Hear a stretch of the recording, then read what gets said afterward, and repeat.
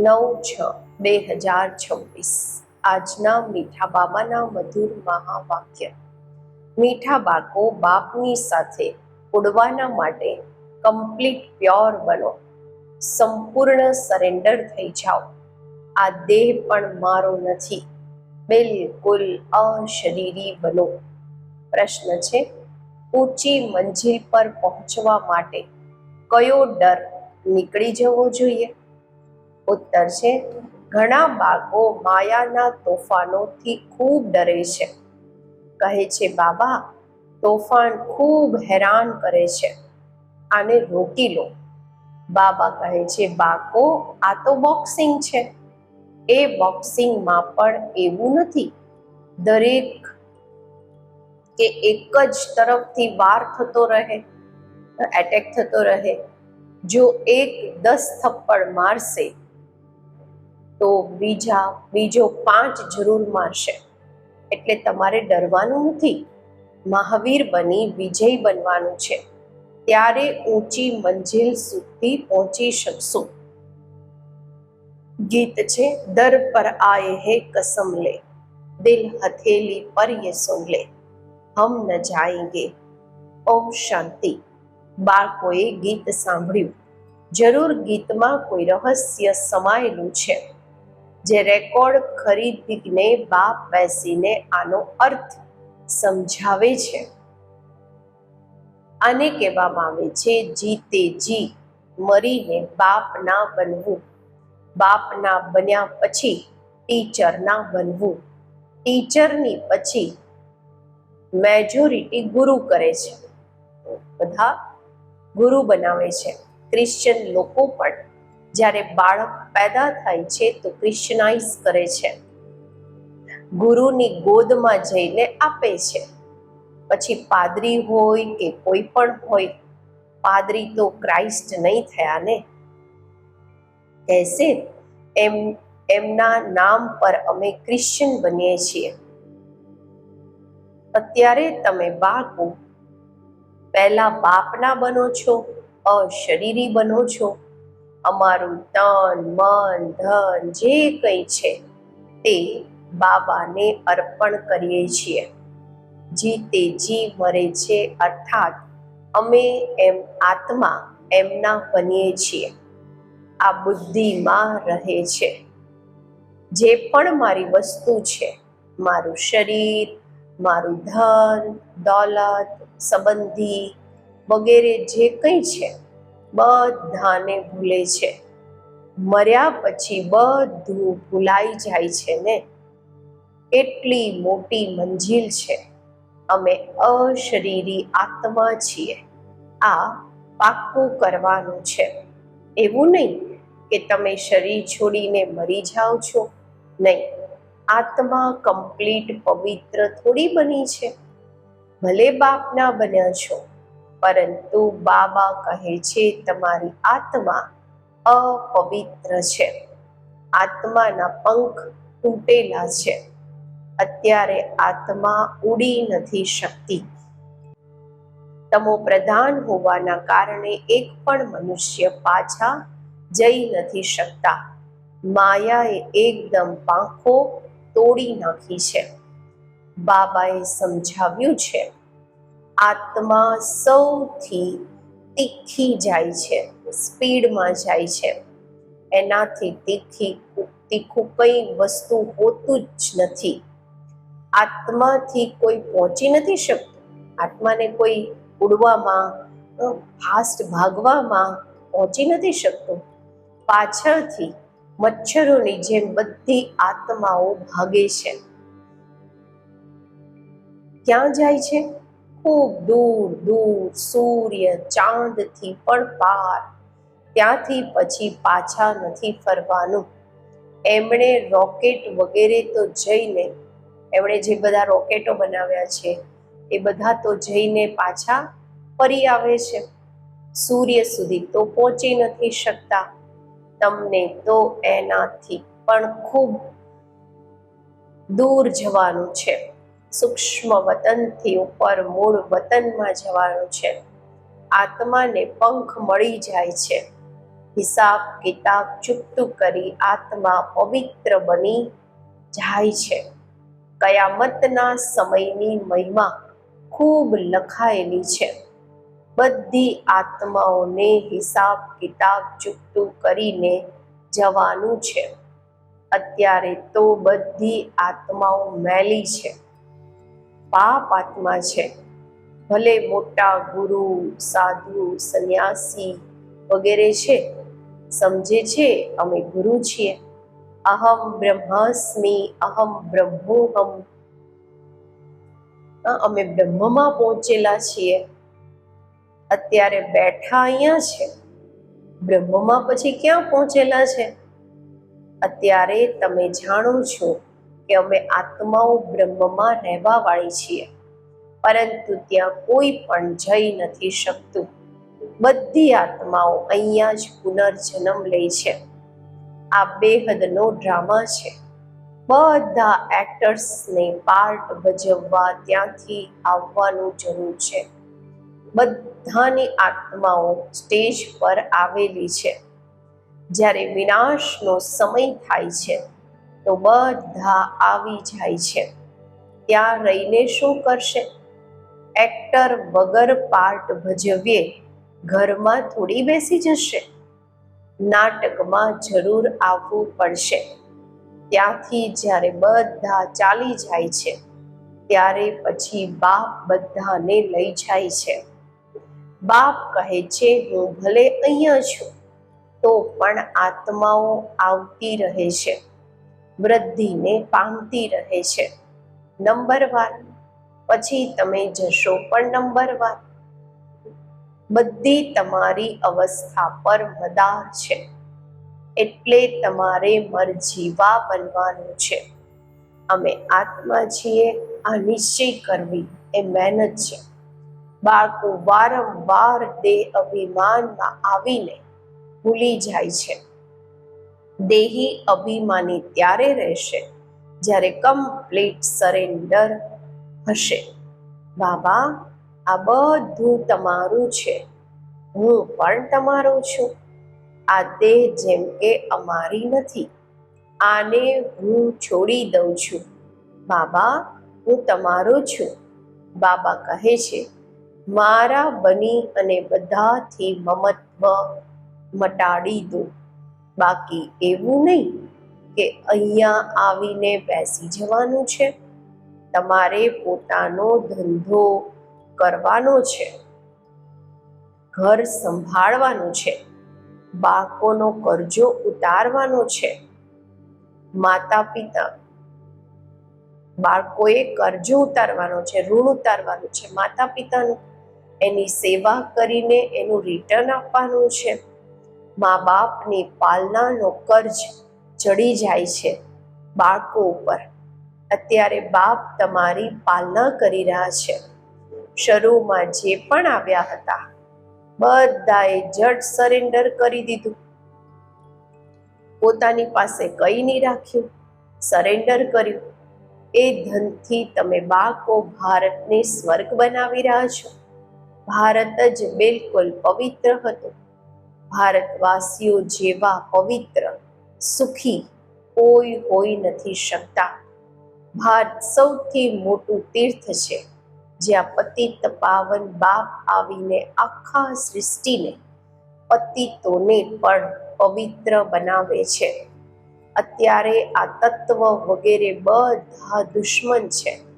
Earthquake થશે, ધરતીકંપ થશે, તોફાન લાગશે, કારણ કે તમો પ્રધાન છે.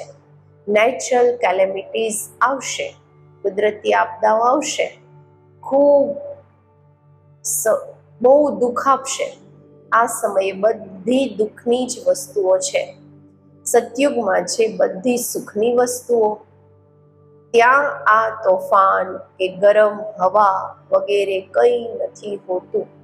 તમારામાં પણ આ વાતો ખૂબ થોડા જ સમજે છે. આજે છે કાલે નથી તો કહેશે કંઈ નથી સમજ્યા. ભલે અહીંયા આવે છે, પરંતુ બધા કાયમ થોડી રહે છે. અહીંયાથી ગયા 10 દિવસની પછી સમાચાર લખશે, બાબા ફલાણાને માયા ખાઈ ગઈ, એવું થતું રહે છે. નાના ફૂલ મોટા થાય તો એમાં ફળ આવી જાય, એમાં પછી બીજાને પણ આપ સમાન બનાવવાની તાકાત રહે છે, એનું ફળ નીકળે છે. બાપના બન્યા પછી પ્રજા પણ બનાવવાની છે, વારિસ પણ બનાવવાના છે. પંડા બનીને, ગાઈડ બનીને બાપની પાસે આવે, બસ અમે પહોંચી ગયા. નહીં, મંજિલ છે મોટી.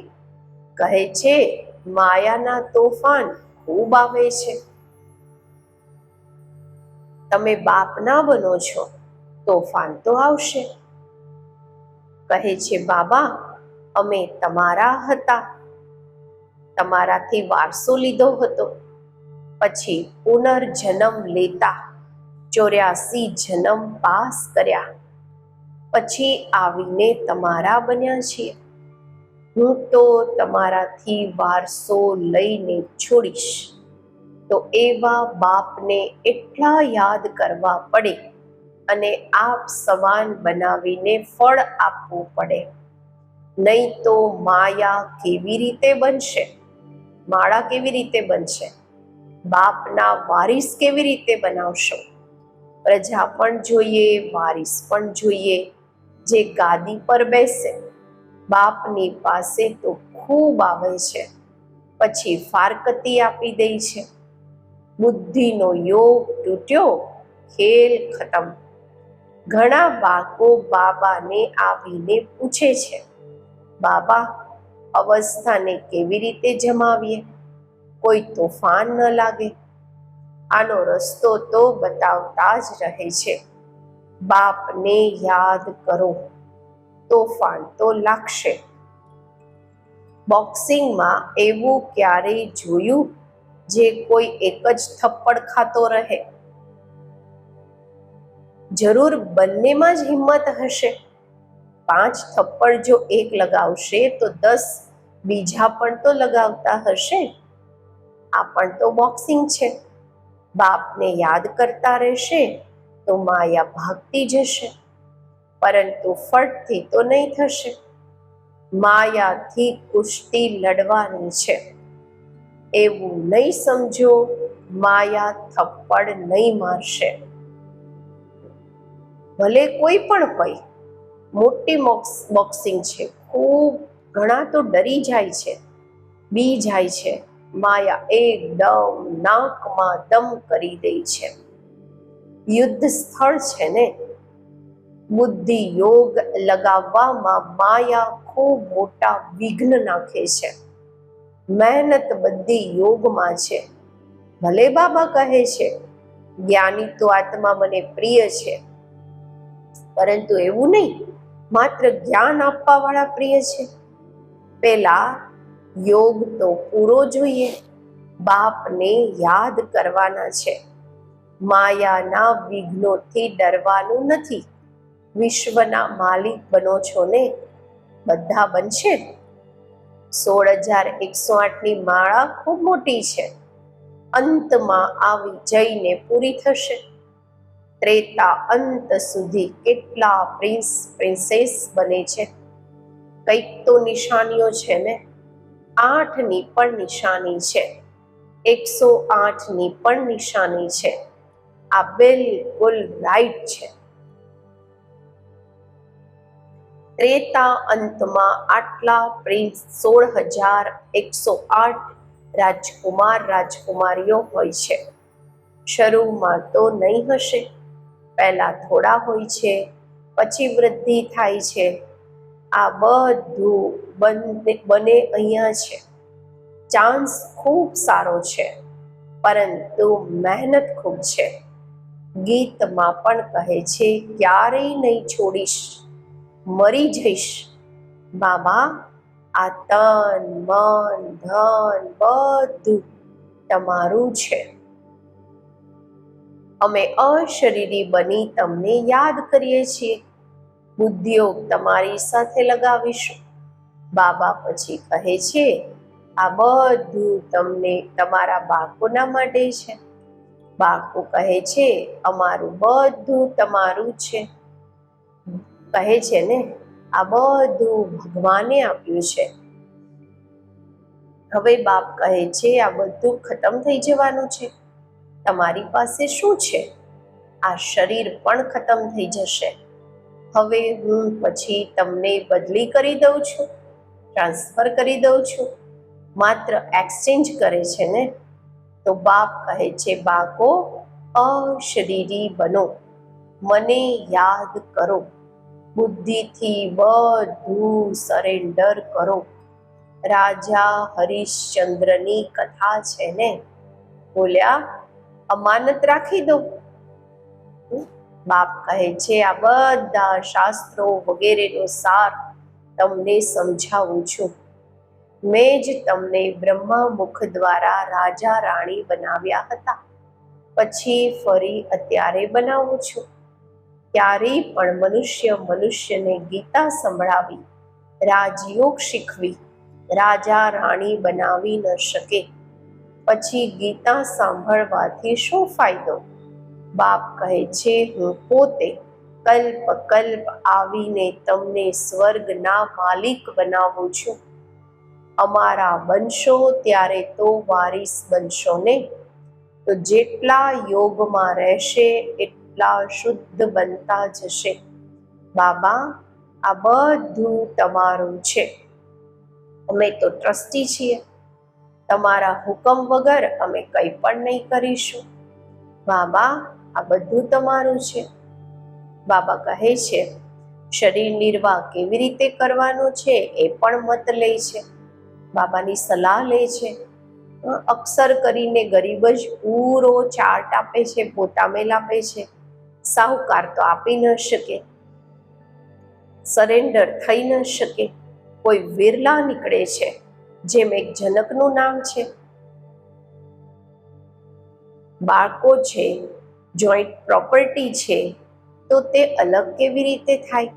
સાહુકાર લોકો પોતાની પ્રોપર્ટી કાઢે કેવી રીતે, જે સરેન્ડર થાય? બાપ છે ગરીબ નિવાસ, સૌથી ગરીબ માતાઓ છે, એમનાથી વધારે કન્યાઓ ગરીબ છે. કન્યાને ક્યારેય વારસાનો નશો નહીં હશે. બાળકોને બાપની જાગીરનો, પ્રોપર્ટીનો નશો રહે છે. તો તે બધાને છોડી પછી વૈકુંઠનો વારસો લેવો પડે. દાન હંમેશા ગરીબોને જ આપવામાં આવે છે. ભારત છે સૌથી ગરીબ, અમેરિકા ખૂબ સાહુકાર છે, એને વારસો આપે છે શું? ભારત સૌથી સાહુકાર હતું, બીજો કોઈ ધર્મ નહીં હતો, માત્ર ભારતવાસી જ હતા. એક ભાષા હતી, ગોડ ઇઝ વન, ભગવાન એક છે. હું વન સાવરન્ટી, વન ધર્મ, એક જ રાજધાની, એક જ ધર્મ, એક જ ભાષા સ્થાપન કરું છું. વન ઓલમાઇટી, વન ગવર્મેન્ટ, એક જ સત્તા, એક જ ગવર્મેન્ટ એની સ્થાપના કરે છે. બાબા કહે છે એકથી પછી બે, 1 થી 2, 3 થઈ જાય છે, 1 થી 2, 2 થી 3 થશે. અત્યારે કેટલા ધર્મ છે? પછી જરૂર એક ધર્મ આપવો જોઈએ. 5000 વર્ષની વાત છે. વન ધર્મ હતો, એક જ ધર્મ હતો. વિદ્વાનોએ સતયુગની આયુ લાખો વર્ષ લગાવી દીધી છે. સમજતા નથી સતયુગ શું હોય છે, સમજે છે સ્વર્ગવાસી થયા, કદાચ ઉપર ચાલી ગયા. દેલવાડા મંદિરમાં પણ સ્વર્ગ ઉપર છતમાં છે, તો મનુષ્ય મૂંઝાઈ જાય છે. વાસ્તવમાં સ્વર્ગ કોઈ ઉપર નથી. તમે અત્યારે જાણો છો બાબાની પાસે આવીને પછી અહીંયા જ રાજ્ય કરીશું. આ જ્ઞાન બુદ્ધિમાં રહેવું જોઈએ. જે કોઈને સમજાવી શકો. કાચાને તો માયા ચકલી ખાઈ જશે, એટલે ફોટો પણ મંગાવવામાં આવે છે, રજીસ્ટર રાખવામાં આવે છે. બાબાની પાસે સમાચાર આવે છે, ફલાણાએ એક જ એવું જ્ઞાનનું તીર માર્યું જે હું બાબાનો બની ગયો. શાસ્ત્રોમાં પણ લખેલું છે, કુમારીઓ દ્વારા બાણ મરાવ્યા.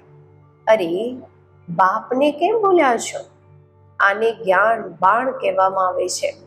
માત્ર બાપની યાદ અપાવવાની છે, બાકી કોઈ હિંસક બાણની વાત નથી. બાબા કહે છે, હું બ્રહ્મા મુક્તિ બધા શાસ્ત્રોનું રહસ્ય તમને સમજાવું છું. બ્રહ્મા તો જરૂર અહીંયા હોવા જોઈએ. એમને પછી વિષ્ણુની નાભી કમળથી બ્રહ્મા બતાવ્યા છે. વિષ્ણુજી નાભી કમળથી બ્રહ્માજી પેદા થયા, જાણતા કંઈ પણ નથી. મનુષ્યોને તો જે આવ્યું તે લખી દીધું. ગંદકી તો ખૂબ છે, રિદ્ધિ સિદ્ધિ વાળા પણ ખૂબ થઈ ગયા છે. સાચું જ્યારે નીકળે છે તો જૂઠું ખોટું એનો સામનો કરે છે. અત્યારે તમે સમજો છો કે શિવ બાબા છે નિરાકાર અને આ બ્રહ્મા છે સાકાર, બાકી નાભી વગેરેની તો કોઈ વાત જ નથી. અચ્છા, મીઠા મીઠા સિકિલધા બાળકો પ્રત્યે માતા પિતા બાપ દાદાના યાદ પ્યાર અને ગુડ મોર્નિંગ. રૂહાની બાપના રૂહાની બાળકોને નમસ્તે. આપણે રૂહાની બાળકોના રૂહાની બાપને નમસ્તે. ધારણા માટે મુખ્ય સાર પહેલું છે, હવે જ્ઞાની તો આત્મા બનવાનું છે, માત્ર જ્ઞાન સાંભળવા ને સંભળાવવા વાળા નહીં, યાદની પણ મહેનત કરવાની છે. અશરીરી થઈને અશરીરી બાપને યાદ કરવાના છે. બીજું, બાપના બનીને બીજી બધી વાતોથી મમત્વ મટાડી દેવાનું છે. આ દેહ પણ મારી નથી. પૂરા દેહી અભિમાની બની કમ્પ્લીટ સરેન્ડર થવાનું છે. આજનું વરદાન, માસ્ટર ઓલમાઇટી ઓથોરિટીની સીટ પર, સર્વશક્તિવાનની સીટ પર સેટ થવા વાળા સહજ અને સદાના કર્મયોગી ભવ. જેમ કોઈ મશીનરીને સેટ કરવામાં આવે છે તો એકવાર સેટ કરવાથી પછી ઓટોમેટિકલી ચાલતી રહે છે. આ રીતથી માસ્ટર ઓલમાઇટી ઓથોરિટીની સ્ટેજ પર સ્વયંને એકવાર સેટ કરી દો તો ક્યારેય કમજોરીના શબ્દ નહીં નીકળશે. દરેક સંકલ્પ, શબ્દ કે કર્મ એ જ સેટિંગ પ્રમાણે ઓટોમેટિક ચાલતા રહેશે. આ જ સેટિંગ સહજ અને સદાના માટે કર્મયોગી, નિરંતર નિર્વિકલ્પ સમાધિમાં રહેવા વાળા સહજ યોગી બનાવી દેશે. સ્લોગન છે, હુંની બદલે બાબા બાબા કહેવું આ જ યાદનું પ્રૂફ છે, સાબિતી છે, સબૂત છે. અવ્યક્ત ઇશારા, સદા હર્ષિત રહેવા માટે પોતાની નેચરને સરળ બનાવો, સહનશીલ બનો. જે સહનશીલ છે તે ડ્રામાની ઢાળ પર ટકી શકે છે અને હર્ષિત રહી શકે છે. સહનશીલતા નથી તો ડ્રામાની ઢાળને પકડવી પણ મુશ્કેલ છે. આ સમયે જે પણ કર્મ કરો છો એમાં કરન કરાવનહારની સ્મૃતિ સદા રહે. કરાવવા વાળા બાપ છે, કરવા વાળા નિમિત્ત છે. જો આ સ્મૃતિમાં રાખી કર્મ કરો તો અનુભવ થશે કે સાક્ષી થઈને જેમ કે પાઠ ભજવી રહ્યા છે. ઓમ શાંતિ.